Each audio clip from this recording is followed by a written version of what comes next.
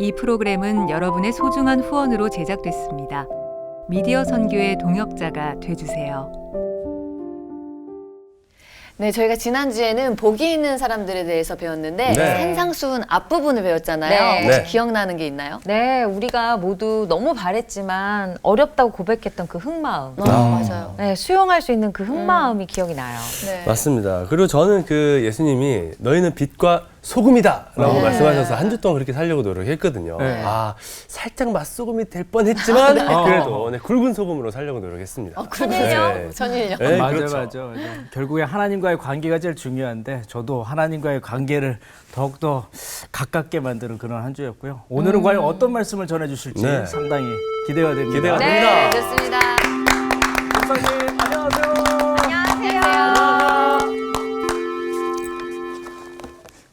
안녕하세요. 오늘 흑마음으로 당근 네, 가져왔습니다. 당근이 되고 싶어서 이렇게 왔어요. 짜고 나왔어요. 아닙니다. 정말 저희 사이가 좋은가 봐요. 네. 저 뭐 입고 왔는데 텔레파시 이렇게 다 통했어요. 네, 해가지고. 통해버렸네요. 야, 오. 저만 마음이 좀 안 맞는 것 같아요. 저는 농부 역할, 네. 당근. 당근. 나도 그러면 좀 다른 걸 메고 나올 걸. 네. 지난 시간에 우리가 이제 그 마태복음 5장 공부를 하면서 네. 예수님이 내가 율법을 폐하러 온 게 아니다. 그런 말씀을 하셨죠. 폐하는 게 아니고 어떻게 한다고 얘기했습니까? 완성하러 왔다. 네. 완성한다고 하는 얘기는 어떻게 보면은 상투어로 변해버린 율법을 그 속에 담겨있는 하나님의 마음이 뭔지를 알아차려서 오늘에 맞게 새롭게 해석하는 것, 이런 것들이 이제 완성이라고 얘기할 수 있겠습니다. 결국 우리가 여러분 언어라고 하는 것은 우리의 경험을 담아내는 그릇이기도 하지만 언어는 언제나 한계가 있죠. 네. 내가 누군가를 사랑하는 그 마음을 언어 속에 담아놓으면 늘 미진해요. 그 부족해. 뭐라고 표현이 안 돼요. 네. 그래서 우리가 만들어낸 건 뭡니까? 은유라고 하는 걸 만들어내죠. 네. 그러니까 내 마음은 호수요, 그대 노조. 마음이 어떻게 호수이겠어요. 그런데 네. 자기의 마음을 호수에 빗대므로써 어떤 이미지가 심상의 지평이 확 열렸어요. 그대가 나한테 노를 저어왔으면 좋겠다 하고 아름다워. 얘기를 한단 말이죠. 네. 이게 이제 사랑의 느낌이 뭔지를 느끼게 만들죠.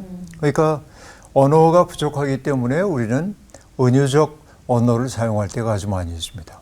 그러니까 우리가 문자를 다루는 사람들은 그 문자에 사로잡혀 있어서는 안 되고 그 문자 너머에 있는 정신이 무엇인지를 살필 수 있어야 합니다. 네. 근데 많은 사람들이 문자를 그 자체에 딱 매. 그걸 우리가 뭐라고 하냐면 문자주의 그래요. 문자주의. 전통이라고 하는 건 좋은 겁니다. 그렇죠. 우리가 전통이 없다고 한다면 우리가 나의 정체성이라는 것도 없을 거예요. 네. 그러나 그 전통이 있기 때문에 나는 뿌리를 내리고 살아갑니다. 그러나 전통만 돌아보고 살면 고루해집니다. 우리가 뭘 해야 합니까? 그 전통을 딛고 서서 오늘 나에게 주어져 있는 삶의 도전에 창조적으로 응답해야 되죠. 네. 그게 전통의 샘물에서 아름다운 걸 길어내는 겁니다. 근데 이런 일을 하지 않고 전통에만 붙들려 있을 때 우린 그걸 뭐라고 하냐면 전통주의. 그래요. 그러니까 문자주의도 문제고 전통주의도 문제이고 네. 그러니까 예수님은 문자주의자도 아니고 전통주의자도 아닙니다. 오늘 수업 마태복음 9강 나는 너희에게 말한다. 오늘 우리가 공부할 내용들이 그런 내용인데 조금씩 읽어가면서 얘기해 보겠습니다. 네. 우리 강준 씨 네. 마태복음 5장 21절부터 26절. 네. 옛사람에게 말한 바 살인하지 말라. 누구든지 살인하면 심판을 받게 되리라 하였다는 것을 너희가 들었으나 나는 너희에게 이르노니 형제에게 노하는 자마다 심판을 받게 되고 형제를 대하여 나가라 하는 자는 공회에 잡혀가게 되고 미련한 놈이라 하는 자는 지옥 불에 들어가게 되리라. 그러므로 예물을 제단에 드려 다가 거기서 내 형제에게 원망 들을 만한 일이 있는 것이 생각나거든 예물을 제단 앞에 두고 먼저 가서 형제와 화목하고 그 후에 와서 예물을 드리라. 너를 고발하는 자와 함께 길에 있을 때 급히 사화하라. 그 고발하는 자가 너를 재판관에게 내어주고 재판관이 옥리에게 내어주어 옥에 가둘까 염려하라. 진실로 내게 이르노니 내가 한 푼이라도 남김없이 다 갚기 전에는 결코 거기서 나오지 못하리라. 네. 여기 우리 매우 흥미로운 부분이 등장하고 있는데 옛사람에게 말한 바. 자, 이 대목을 한번 볼까요? 옛사람에게 말한 바.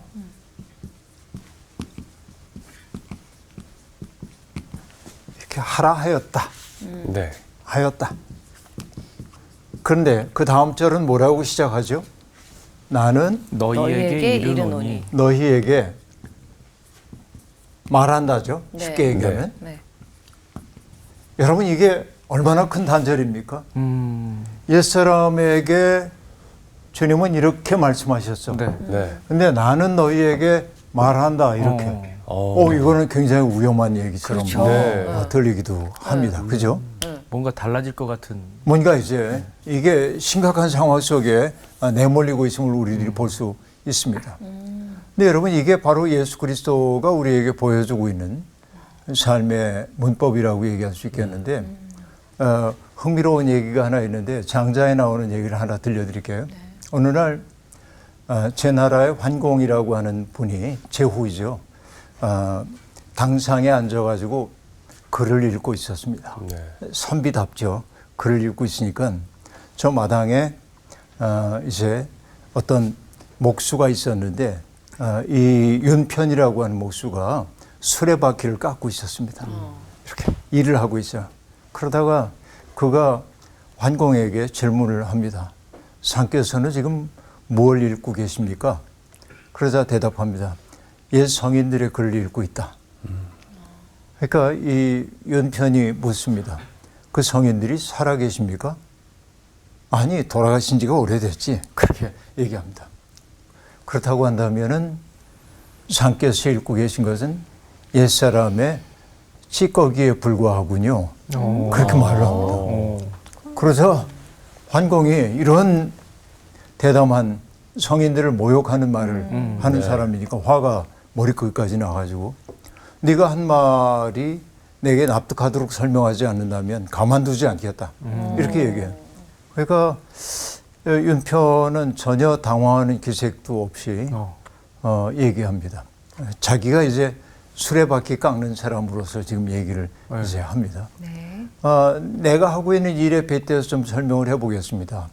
수레바퀴를 이렇게 깎다 보면 골대에 집어넣어야 하는데 너무 많이 깎으면 헐거워져 쓸 수가 없고 또 너무 적게 깎으면 끼어질 수가 없기 때문에 바퀴가 제대로 굴러갈 수가 없습니다. 그런데 요거는 경험을 통해 익혀야 하는 거지. 그렇죠? 말로 가르칠 수가 없어서 내 자식에게도 이걸 가르쳐 줄 수가 없어서 70이 넘은 나이에도 내가 아직도 이걸 하고 있습니다. 이렇게 얘기하면서 기가 막힌 얘기를 지금 하고 있습니다. 그래요. 옛날 분도 전해줄 수 없는 것과 함께 돌아가셨으니 지금 상께서 읽고 계신 것은 옛사람의 찌꺼기일 뿐입니다. 그렇게 말해요. 그러니까 문자라고 하는 것 가지고는 우리들이 뭔가를 깊이 이해할 수 없다라고 하는 얘기를 하고 있는데 네. 그 예수님이 똑같은 얘기를 지금 하고 있습니다. 똑같은 구절이에요. 옛사람에게 말한 바 무엇이라고 얘기하였다. 그러나 나는 너희에게 말한다. 그죠? 나는 너희에게 말한다. 무엇 해라 혹은 하지 말아라. 이런 구절로 되어 있습니다. 이 구절이 이제 6번 반복이 되면서 예수님이 어떻게 새로워지는지를 얘기하고 있는데 네. 명제와 반명제, 이걸 이제 명제라고 얘기한다면, 그죠? 명제라고 한다면 이것은 이제 반명제에 속한다고 얘기할 수 있습니다. 반명제.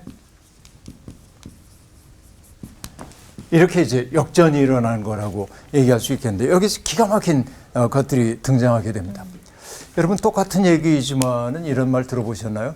법고 창신 그런 말인데 옛 법을 그대로 배워야 하고 그 다음에 거기에서 자기를 발전시켜 나가야 돼. 제가 며칠 전에 어떤 화랑에 갔다가 그 화가 선생님하고 이런저런 얘기를 나눴습니다. 네. 그 선생님이 몇 년 전서부터 이제 글씨를 쓰기 시작해서 당신 그림의 글씨와 먹을 가지고 작업을 해요. 그러면서 먹과 물의 신비한 결합에 대한 이야기를 내게 들려줘서. 근데 그 글씨를 이제 보면서 얘기를 함께 나누는데 그 선생님이 뭐라고 하냐면 늘 옛 서체를 날마다 익힌대.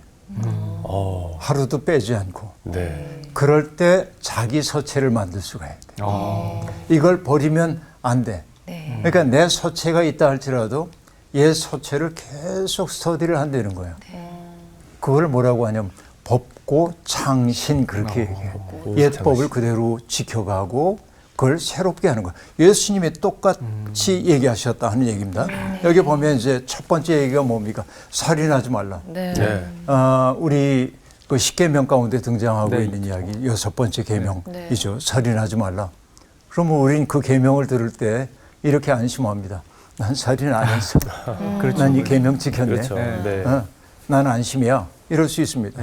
그런데 예수님은 뭐라고 얘기하냐면 형제에게 노하는 자마다 심판받을 거다. 그리고 형제를 보고 라가, 바보, 멍청한 놈 이렇게 얘기하는 거. 이런 사람은 공회에 잡혀가고 미련한 놈이라고 하는 자는 지옥불에 들어가게 될 거다. 이렇게 얘기를 하고 있습니다. 자, 살인하지 말라고 하는 이 계명은 그냥 행위 규범으로 얘기하면 나는 살인 안 저질렀어. 네, 문자가. 그러나 주님이 살인하지 말라는 계명을 주신 까닭을 주님은 되짚어 보는 거야. 네. 살인의 동기라고 하는 건 어디에서부터 비롯되냐면 나의 형제 자매들이 미워질 때 살인이 행위로 나타날 수가 있는 것이죠. 그러니까 그때 처음부터 내가 누군가를 모욕한다든지 누군가에게 살맛을 빼앗아가는 것은 살인으로 이어질 수 있어요. 살인이라는 행위로. 그러니까 예수님은 행위 그 자체가 아니라 우리의 내적 동기 속에 이미 살인자가 있다는 사실을 인식하려는 겁니다. 이게 중요한 거죠. 바로 이것이 뭐예요? 법고 살인하지 말라는 법고입니다. 창신이라고 하는 건 뭐예요? 형제를 미워하거나 함부로 말하거나 모욕하거나 이런 것들은 결국은 살인하지 말라는 계명에 대한 위반이다라고 한 얘기를 합니다. 근데 여러분 인간관계처럼 쉬우면서도 어려운 게 없습니다. 인간관계 참 어렵죠. 네. 그런데 여러분 우리도 예배를 드리다 보면 인영 씨하고 내가 싸운 생각이 날 때도 있어. 예를 드는 거예요. 그러면 여기 성경이 뭐라고 얘기합니까? 예물을 제단에 드리려고 하는데 형제에게 원망 들을 만한 일이 생각나거든. 어떻게 하라고 얘기해? 예물을 제단 앞에 놔두고 먼저 가서 화해를 한 다음에 와서 예물을 드려라. 그렇게 말합니다. 근데 여러분 이 얘기는 예수님이 새로운 말씀처럼 들리지만 예언자들을 통해 거듭거듭 하셨던 말씀이기도 합니다. 미가서 6장 6절부터 보는 유명한 얘기가 있는데 우리가 하나님 앞에 나갈 때 뭘 가지고 나갈까? 뭐 몇 년 된 송아지를 가지고 가면 하나님 기뻐하실까? 정말 수많은 기름을 바치면 하나님 기뻐하실까? 아니라는 거예요. 하나님 앞에 가야 할 때 뭘 해야 합니까? 인자를 사랑하고 공의를 사랑하고 겸손히 하나님과 동행하는 거. 이게 하나님이 받으실 만한 예배라는 겁니다. 이사야도 얘기합니다. 금식이라고 하는 건 배만 굶는 게 금식이 아니야.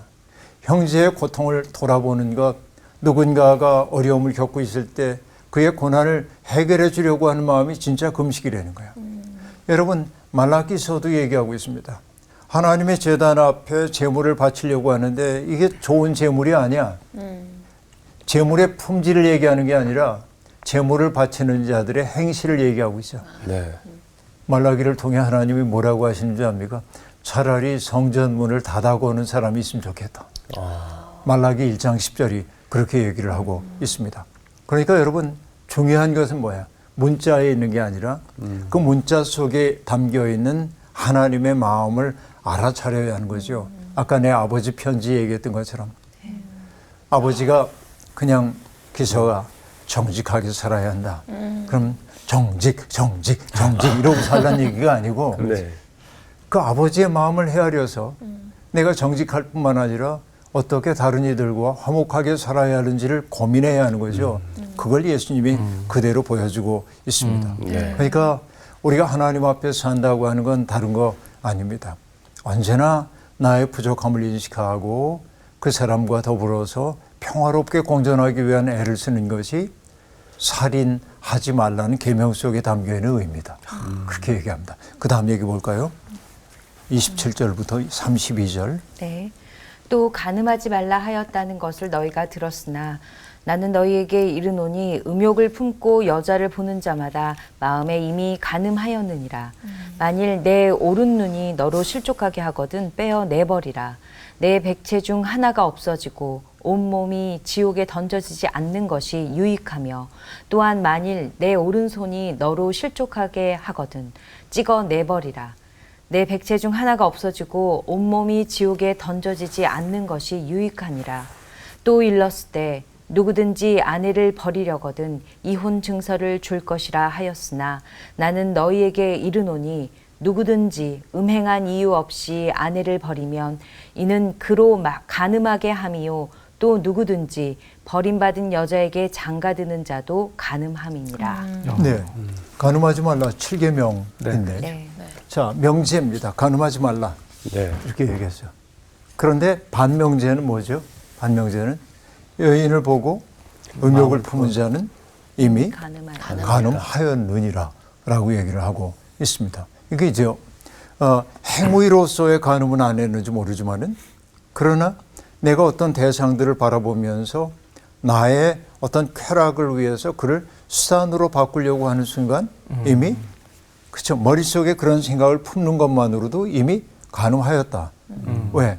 어떤 대상들을 목적이 아닌 수단으로 되어 있기 때문에 그렇다고 얘기할 수 있겠는데 이게 이제 굉장히 중요한 얘기는 이런 것입니다. 그러면 어떤 사람을 보고 아름답다고 느끼는 것도 간음함입니까? 그럴 수는 없죠. 네. 우리가 아름다운 것을 보면 멈췄잖아요. 네. 제가 아름다운 풍경 앞에 설 때마다 사람들의 표정을 살펴요. 아름다운 표정 앞에서 짜증나 그런 사람 본 적이 없죠. 맞아요. 그 아름다운 풍경, 아름다움 앞에 서면 사람들은 다 와. 네. 넓음 앞에 서면 와. 근데 그렇게 행복해지니까 옆에 있는 사람들에게도 편안한 모습으로 대합니다. 생면부지의 사람인데 정말 멋있죠. 얘기도 건넵니다. 맞아요.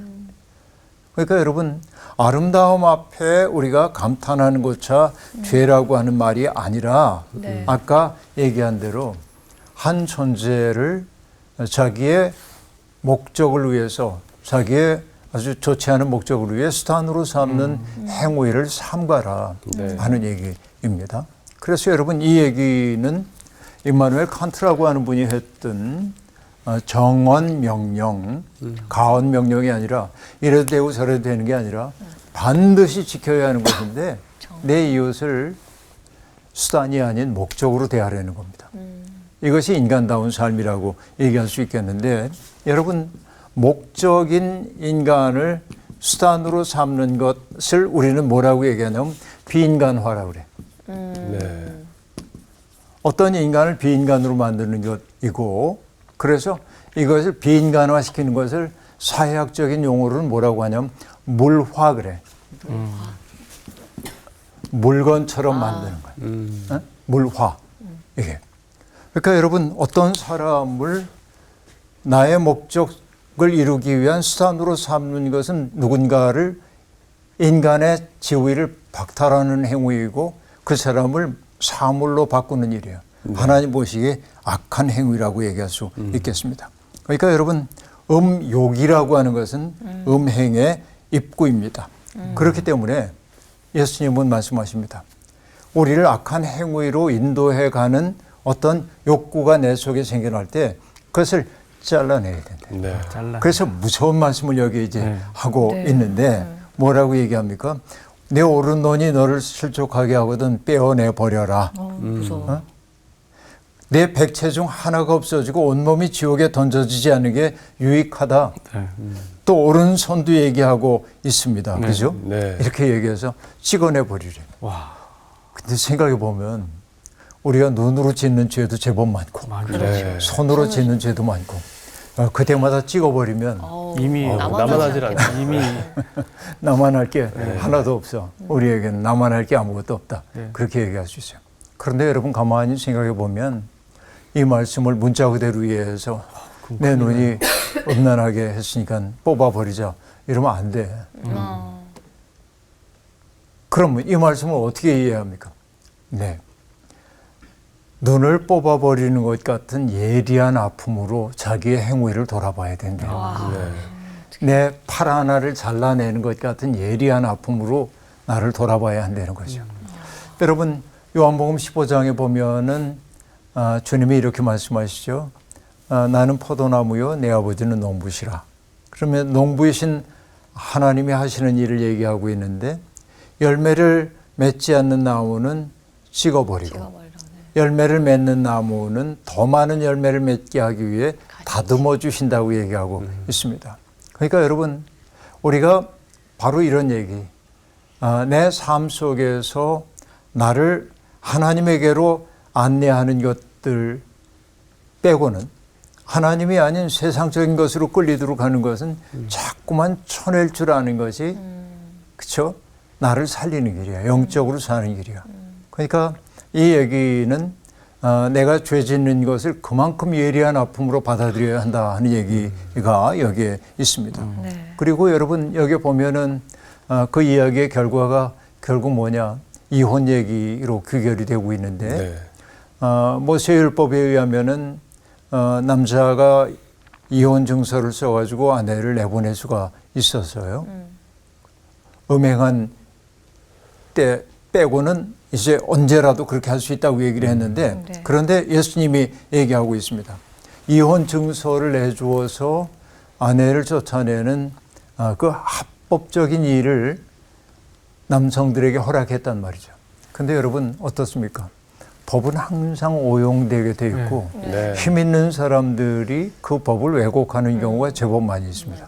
그래서 예수님은 이혼 증서 이것 가지고 아내를 내보내려고 하는 남자들의 폭력적 삶의 방식을 지적하면서 그 여인이 음행을 했을 때는 부득이 그런 일을 할 수밖에 없다 할지라도 그렇지 않은 경우에 아내를 버리는 것은 아내로 하여금 간음하게 하는 일이다. 그건 있을 수가 없는 일이다.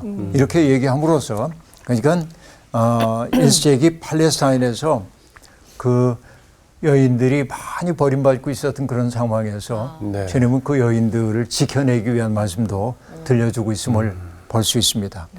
그 다음 얘기 볼까요? 33절부터 37절까지. 또 옛사람에게 말한 바 헛 맹세를 하지 말고 내 맹세한 것을 주께 지키라 하였다는 것을 너희가 들었으나 나는 너희에게 이르노니 도무지 맹세하지 말지니 하늘로도 하지 말라. 이는 하나님의 보좌임이요 땅으로도 하지 말라. 이는 하나님의 발등상임이요 예루살렘으로도 하지 말라. 이는 큰 임금의 성임이요 내 머리로도 하지 말라. 이는 내가 한 터럭도 희고 검게 할 수 없음이라. 오직 너희 말은 옳다 옳다 아니라 아니라 하라. 이에서 지나는 것은 악으로부터 나느니라. 네.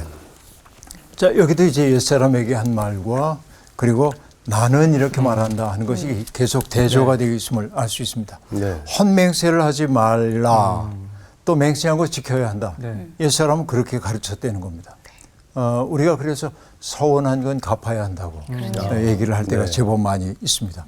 그런데 예수님은 도무지 맹세하지 말아라. 도무지 맹세하지 마라. 도무지 맹세하지 마라. 왜? 사람은 맹세를 지킬 수가 없어요. 우리가 겟세마네 동산에서 베드로를 생각해 보면 됩니다. 베드로가 주님 앞에 장담하잖아요. 다른 사람들은 어쩔지 몰라도 나는 절대로 당신을 배신하지 않을 겁니다. 아이고. 죽음이 나한테 온다 할지라도 나는 주님을 버리지 않습니다. 장담하고 맹세하잖아요. 아유, 그러나 지키지 못합니다. 어려워요. 그렇죠. 인간은 그래요. 맹세할 때는 아직은 안전한 자리에 있는 거예요. 네. 그러나 위기의 순간에 우리의 맹세가 얼마나 허무하게 돌아가는지를 잘 알고 있는 것이죠. 근데 사람들은 왜 맹세를 할까요? 믿음을 정말 주고 싶어서 믿어달라고 그런 얘기할 거니까요. 때. 그렇지. 믿어달라. 네. 근데 여러분 이제 맹세가 필요할 때도 있어요. 어떨 때일까? 결혼할 때. 결혼할 때 서약을 하잖아요. 네. 약속. 그렇지. 싸우고 나서 각서 쓸 때도 그렇습니까? 다시는 안 하겠다. 네. 그러니까 이제 결혼할 때 서약하는 건 정말 중요하죠. 네. 나는 이 약속을 지키며 살겠습니다. 라고 하는 겁니다. 근데 어쨌든 이때를 제외해 놓고는 나는 맹세합니다. 라고 얘기하는 사람들은 그렇게 믿음직하지 않습니다. 조심해야 될 것 같아요. 근데 이제 제일 문제가 뭐냐면은 뻔한 거짓말을 하는데 성경을 옆에 끼고 이미 내가 하나님의 말씀을 이렇게 읽고 요즘 은혜를 받고 있는데 하나님의 말씀을 걸고 내가 나는 1.1핵도 부끄러움이 없습니다. 이렇게 얘기하는 분들 이게 정말 심각한 네. 문제라고 볼 수 있습니다. 근데 여러분 인간이 쓸 수 없는 말이 절대로 그런 말입니다.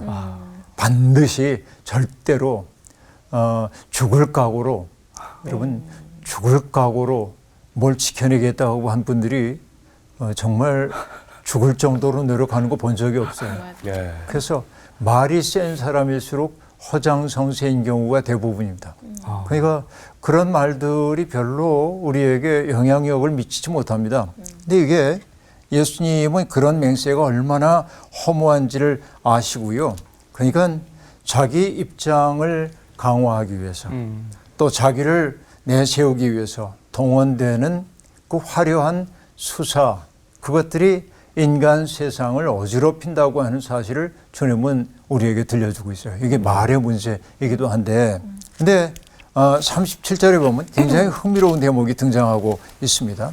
오직 너희 말은 옳다 옳다 아니라 아니라 하라. 이에서 지나는 것은 악으로부터 나오니라 라고 얘기하고 있습니다. 여러분 거짓된 말일수록 화려할 때가 많습니다. 그래서 전에도 이제 여러분께 말씀드린 적이 있지만은 신원 미연 그 믿음직한 말은 아름답지 않다. 믿음직한 말은 아름답지 않고 미연 불신이라. 아름다운 말은 믿음직하지 않다. 이렇게 말합니다. 허장성세가 많은 말, 그렇죠? 꾸며낸 말, 이런 말들이 많이 있단 말이죠. 그리고 얘기합니다. 교언영색, 공교한 말, 그리고 사람에게 아주 이렇게 간이라도 빼줄 것 같은 거. 그런 이들 가운데 어지인 게 없다. 그 속마음이 좋은 게 하나도 없다는 거야. 야. 우리는 여러분 이게 인생의 경험을 통해 많이 알게 되는 것이죠. 그러니까 말을 듣기 좋게 꾸며가지고 하고 얼굴빛을 아름답게 하는 사람들 가운데 어진 사람이 드물다. 그렇게 얘기하고 있는데요. 딱 사기꾼 그러니까 여러분 얘기하는 것 같은데요. 우리가 예수님을 보면 예수님은 당신의 말의 신빙성을 높이기 위해서 어떤 이론도 갖다 대지 않습니다. 그렇죠? 당신의 진실됨을 증언하기 위해서 내가 하늘에 두고 맹세하는데 이런 얘기 한마디도 안 하십니다. 주님은 뭘로 말씀하셨어요? 삶으로 말씀하셨어요. 그러니까 우리가 하는 말에 대한 증거는 나의 존재 그 자체에 하죠. 예수님은 그 말씀하고 있어요. 왜? 여러분 언어라고 하는 게 언이 이렇게 있고 어가 이렇게 있잖아요. 네, 언어 이렇게 네. 되어 있습니다. 관계가 되는 말이라고 볼 수 있겠는데 사실은 우리가 모든 소통을 언어로 합니다. 언어로 이렇게 하죠. 그래서 뭐 새들도 몇 가지 언어가 있다고 하죠. 네. 어떤 언어들이 있습니까? 야, 여기 먹을 거 많아. 친구들아, 일로 와. 이런 지적임이 있어요. 또 위험해, 피해. 네. 이런 것도 있어요. 또 어떤 것도 있습니까? 사랑해. 아, 나는 외롭다. 누가 내 짝이 되어줄래? 그게 다 있잖아요. 몇 개의 어휘들이 있습니다. 인간은 정말 어휘가 많거든요. 너무 많죠. 그런데 여러분, 이 어휘가 어느 날 오작동하기 시작해. 예? 오작동하기 시작해. 그러니까 어떤 사람이 사랑이라고 말하고 나를 뭐랄까 학대해. 어우. 사랑해서 널 떠나는 거야. 내가 널 사랑하기 때문에 그래. 어우. 사랑의 매야. 그러면 여러분 이게 뭐냐면 사랑이라고 우리가 서로 이걸 사랑이라고 하기로 했다. 예. 암암리에 문화적으로 했던 문법 구조가 깨지는 거예요. 그렇죠. 누가 사랑이라는 말을 쓰면 이제 더 이상 믿을 수가 없게 돼요. 그렇죠. 그러니까 언어를 혼잡케 하는 것처럼 인간 사회를 어지럽히는 게 없습니다. 그렇죠? 근데 여러분 우리 인간 사회를 보면 언어가 너무 혼잡하게 돼 있어요. 좋은 말들을 나쁜 사람들이 갖다 쓰는 경우가 제법 많아요. 그래서 더 이상 그 말을 쓰기가 싫은 경우가 아주 많이 있습니다. 그래서 여러분 지금 우리의 언어는 타락했어 많이. 그래서 이게 어디에 들어갔다 나와야 되냐면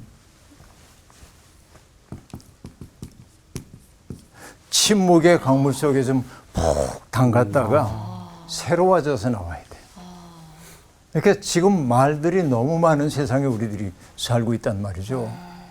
그래서 말은 신뢰의 토대인데 신뢰의 토대이죠. 그러니까 말을 혼잡하게 만든다는 얘기는 뭐냐면 우리가 함께 서 있는 신뢰의 토대를 뒤흔들어서 내 삶을 위태롭게 만들어요. 그래서 여러분 정말 말은 할 말만 해야 되고 가급적이면 친절한 말을 해야 하고 진실한 말을 해야 돼. 근데 오늘의 언어는 너무나 혼잡되어 있다라고 하는 얘기. 그래서 주님이 하신 말씀, 너희 말은 옳다 아니라 이 말만 해야 되지. 내가 맹세코 거짓말하면서 맹세할 경우가 많거든.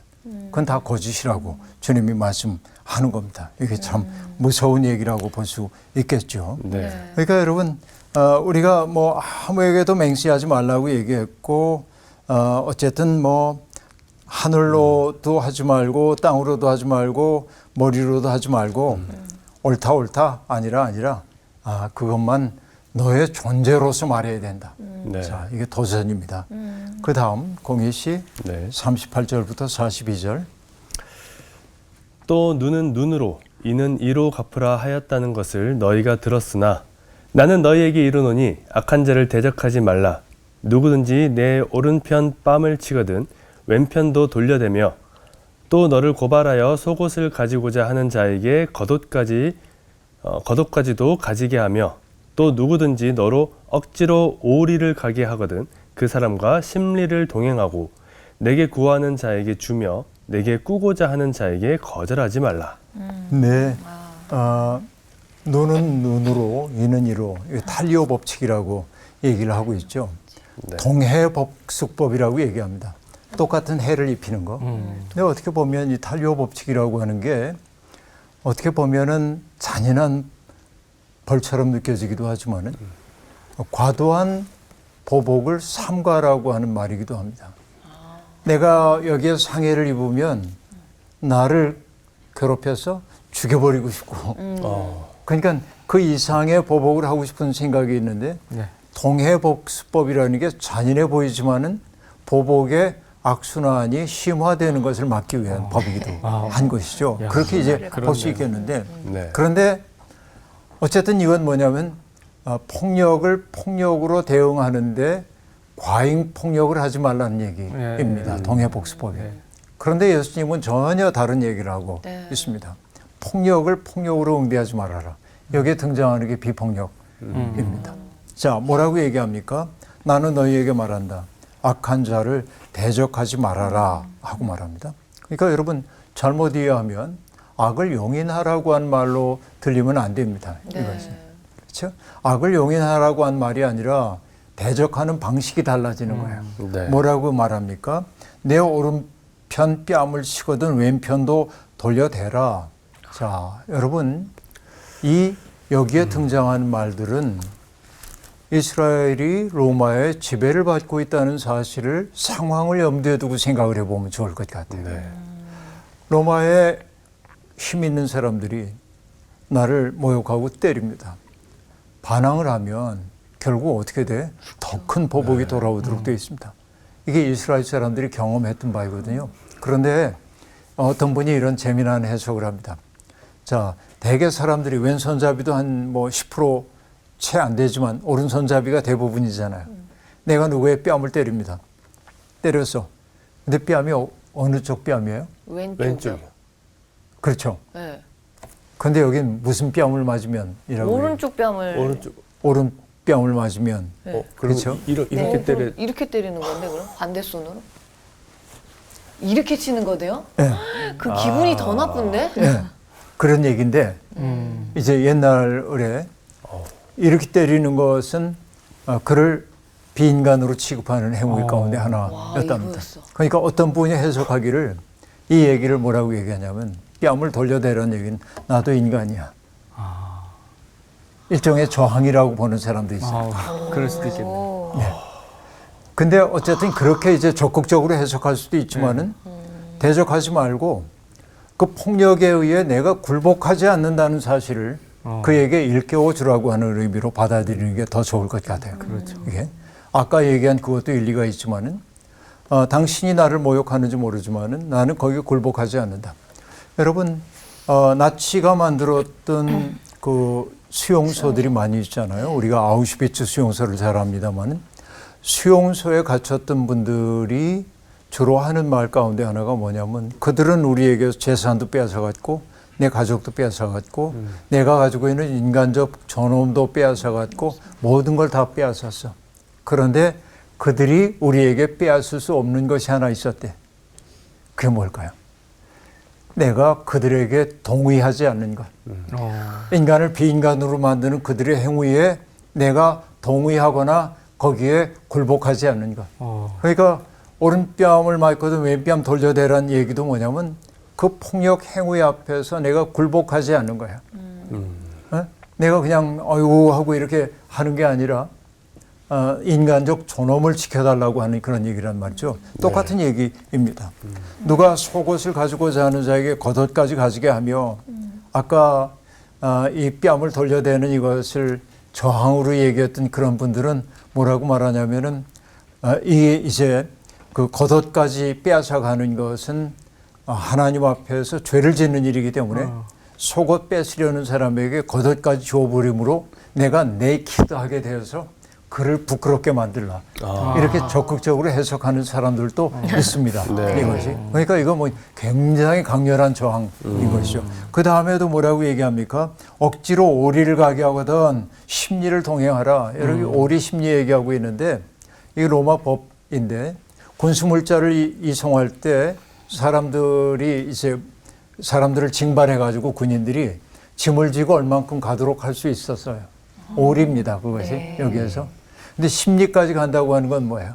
법을 위반하는 거예요. 이렇게 적극적인 행위로 얘기를 하고 있는 그런 거로 해석하는 분들도 있지만 그러나 전체적으로 보면 어떤 얘기라고 보냐면 나의 존엄을 박탈하려고 하는 이들에게 나도 존중받아야 할 존재임을 사람들에게 일깨워 주려는 거예요. 부당한 취시를 하는 이들에게 그 행위가 얼마나 부당한지를 일깨워 줘야 한다고 얘기하고 있습니다. 그렇죠? 그래서 주님은 우리에게 적극적으로 이 불의에 여기에 뭐라고 얘기하냐면 대적하지 말라고 얘기했지만은 불의를 용인하라고 하는 얘기가 아니라 불의를 부끄럽게 하는 그런 일로 우리를 초대하고 있다. 이게 아까 얘기했던 간디의 비폭력 운동의 모태가 되는 것이라고 볼 수 있겠습니다.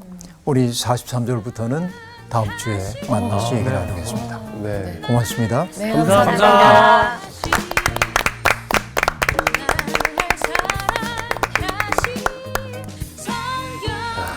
저는 특히 이 맹세하지 말라 예전에는 사실 20대 때는 뭐만 하면 맹세했거든요. 나 좀 믿어봐 이러면서 그때는 뭐 이렇게 신앙생활을 안 했을 때였는데 요즘에는 이 말로 뭔가를 이 사람들에게 보여주기보다는 행동으로 보여주려고 더 말을 아끼는 것 같아요.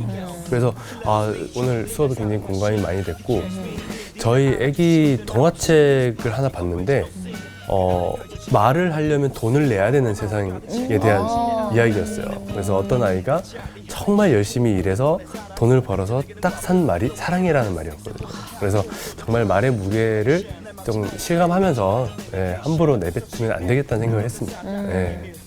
저도 이제 언어에 대해서 다시 한번 생각을 하게 됐는데 요즘에 이제 개인 방송을 하고 있는데 이제 들어와서 댓글 다시는 분들이 다 너무 착하신 분들도 많지만 이제 꼭 있어요. 네, 있어요. 또 이제 막 색안경 끼고서 댓글 다시는 분들 보면은 마음에 상처를 입잖아요. 근데 이제 저는 상처를 안 받으려고 노력하면서 그분한테 이제 친절하게 대해주니까 그분이 변화가 되고 있는 거예요. 왼쪽 뺨을 냈네요. 그래서 다시 안 오셨으면 좋겠다는 마음이지만 내일 또 오세요. 그러니까 저 내일 또 올게요. 이런 식으로. 근데 이제 제가 언어를 어떻게 하느냐에 따라서 그 받는 사람도 달라지는 걸 맞아요. 느끼니까 이 언어라는 것이 물론 사람과 사람끼리 만나서 하는 것도 되게 중요하지만 요즘에는 온라인으로도 많이 하잖아요. 네. 이 온라인으로도 굉장히 잘 해야 되겠구나 라는 생각을 좀 했습니다. 우리 다 옷도 똑같이 입고 오고 그러니까요. 후기도 비슷한 것 같은데 저도 언어에 대해 생각 많이 했는데 저 침묵이라고 저 쓰셨잖아요. 저게 푹 좀 담가줘야겠다 그런 생각 진짜 많이 했어요. 네. 맞아요. 푹 담궈져야 됩니다. 결국에 말로써 성공하기보다는 말로써 실패할 때가 많기 때문에 우리가 이것 또한 누군가를 포용하고 또 사랑의 표현일 수 있겠습니다만 저는 이렇게 생각합니다. 결국에 내가 좋은 말이 나오려면 내 마음부터가 달라져야 된다. 내가 어떤 마음을 갖고 있는지에 따라서 말의 표현들이 달라지잖아요. 하나님과의 관계가 더욱더 친밀하다면 사랑의 언어가 나오겠죠. 한 주 동안 사랑의 언어를 많이 품을 수 있는 네. 그런 여러분들이 되셨으면 좋겠습니다. 네, 좋습니다. 수고하셨습니다.